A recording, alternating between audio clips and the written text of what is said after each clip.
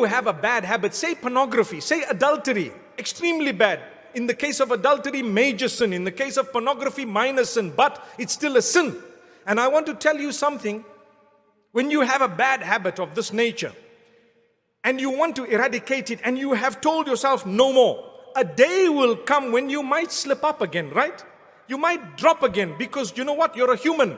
On that day, don't think, I blew it, that's it, now I'm back to my old ways. You're not. You're not back to your old ways. No. If you blew it one day, at least you did better. You used to do it every day before. Now it happened today, but you're going to turn back to Allah immediately and say, you seek forgiveness once again, and you're not going to do it again, and you stop it. So the gap between your falling would be bigger and bigger until a day will come when you will totally stop it. You get the point?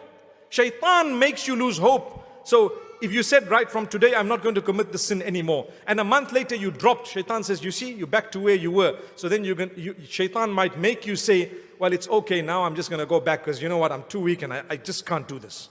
No, you can. You can, you will, you shall, and you must. If you fell a month later, get up, seek the forgiveness of Allah. You might fall 6 months later. How's the gap? Bigger.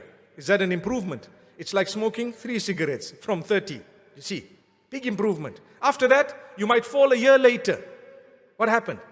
You must get up immediately and promise Allah that you're going to stop it and you're not going to do it again. That's the condition. Then you can eradicate that bad habit. Otherwise, if you're going to give up every time you fall, we all fall. We all fall, myself included. We are human beings. We will fall.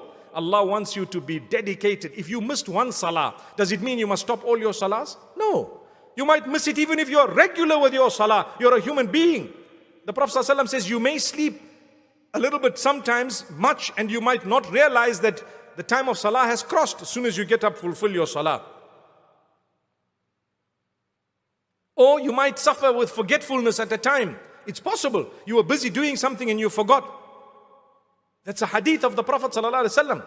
مَنْ نَامَ عَنْ صَلَاةٍ أَوْ نَسِيَهَا فَلْيُصَلِّهَا إِذَا ذَكَرَهَا.